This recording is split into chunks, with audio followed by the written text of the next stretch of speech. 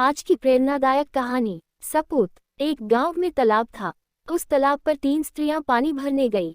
वहां पर पहले से ही एक बूढ़ा आदमी बैठ कर के कुछ खा रहा था। तीनों औरतें जमीन पर अपने अपने घड़े रख कर बैठ गई और उस बूढ़े को सुनाकर आपस में बातें करने लगी। एक औरत ने दूसरी औरत से कहा, पंडित पोथाराम का शिष्य और मेरा लड़का बाहर से पढ़कर शास्त्रों का ज्ञान सीख के आया है। उसने पूरे मोहल्ले में धूम मचा करके रख दी है। पूरे गांव में बस हमारे लड़के की ही चर्चे हो रहे हैं। अपने बेटे की बड़ाई और करते हुए उसने कहा कि सुनो सखी, वह आकाश के तारों को गिनकर उसका नाम बता देता है। स्वर्गलोक की सारी बातें उसे पूरी तरह मालूम है। यमराज के दरबार में कैसे फैसला होता है उसको ये भी मालूम है। सभी देवगणों के नाम, यमदूतों के नाम और सभी नरकों के नाम धाम सब उसे याद है। पता नहीं कैसे भगवान की सब बातें जान लेता है। जब वह शादी ब्याह कराता है तो सारे पंडित उसके आगे चुप हो जाते हैं। मैं ऐसे पंडित को जन्म देकर अपने को बहुत धन्य मानती हूँ। बाहर जब भी कोई मुझे देखता है तो कहता है, देखो शास्त्री जी की माँ जा रही है। उसकी बात सुनकर दूसरी औरत बोली, अरे सखी, मेरे बेटे का गुण सुनोगी तो तुम भी सोच में डूब जाओगी। मेरे बेटे जैसा पहलवान 10-20 गांव में नहीं है। वह रोज 500 उठक बैठक सुबह और शाम दोनों समय लगाता है। अखाड़ों में जब वह ताल ठोक के उतरता है तो बड़े बड़े पहलवान उसके आगे अपनी जान की भीख मांगने लगते हैं। बहन जी, सच मानना, उसके जितना पहलवानी में नाम आज तक कोई नहीं कमाया। मैं उसे हलवे मालपुआ दिन भर खिलाती रहती हूँ।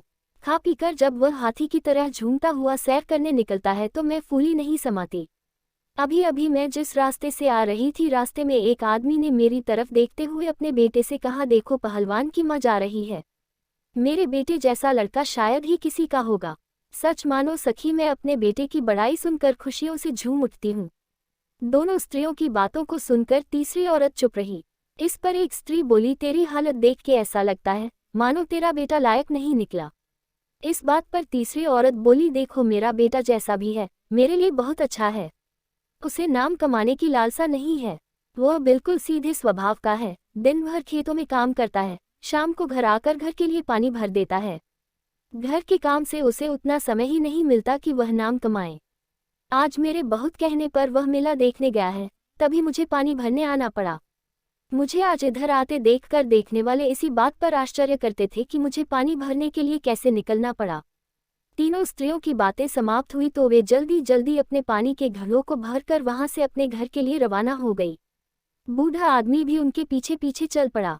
थोड़ी दूर चलने के बाद पीछे से 3 युवक आ रहे थे। वे तीनों उन स्त्रियों के लड़के थे, मेले से घर लौट रहे थे। एक ने अपने पहली स्त्री के पास जाकर कहा, माँ, मैं बहुत भाग्यशाली हूँ कि इस रास्ते से जा रहा हूँ, क्योंकि रास्ते में तुम मिल गई। यह कहकर वह जल्दी जल्दी अपने घर को जाने लगा।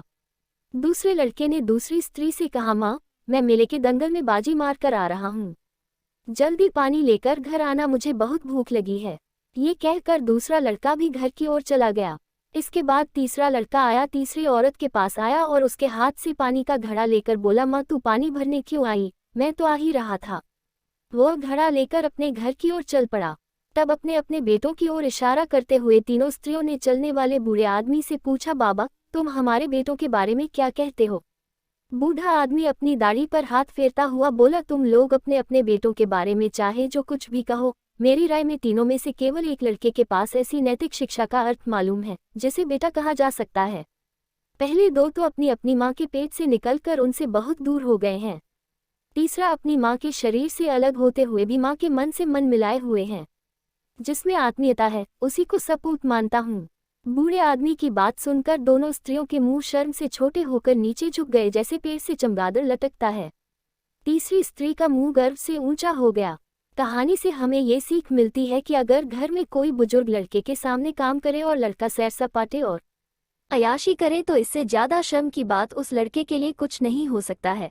घर के काम में हाथ बटाना, बड़े बुजुर्गों की सेवा करना, जितना हो सके घर का काम बड़ों के करने के बजाय खुद करना, यही एक अच्छे सपूत की पहचान होती है।